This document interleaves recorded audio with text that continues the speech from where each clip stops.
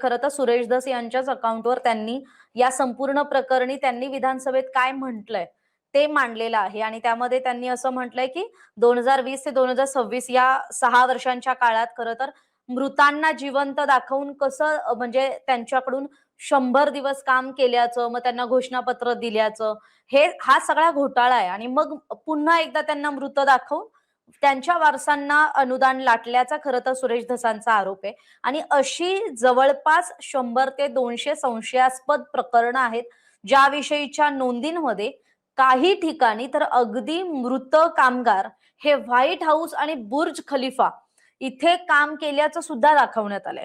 त्यामुळे हा प्रकार काही कोट्यवधींच्या घोटाळ्याचं तर आहेच, पण शिवाय बोगस कागदपत्र आणि अधिकाऱ्यांच्या संगणमतात किंवा अधिकाऱ्यांच्या कार्यशैलीवर सवाल उपस्थित करणार आहे. त्यामुळे अधिकारी हे कुठल्या पद्धतीने काम करतात हे सुद्धा खरं तर सुरेश धसांना अधोरेखित करायचंय आणि मग ते त्यांनी म्हटलंय की या प्रकरणी सचिव स्तरावर स्वतंत्र चौकशी केली जावी. जे या प्रकरणात दोषी असतील त्यांना त्यांच्यावर गुन्हे दाखल व्हावेत आणि जे अनुदान लाटलं गेलंय त्या संपूर्ण रकमेची वसुली करावी अशी सुद्धा मागणी भाजप आमदार सुरेश धस यांनी सभागृहात केली आहे.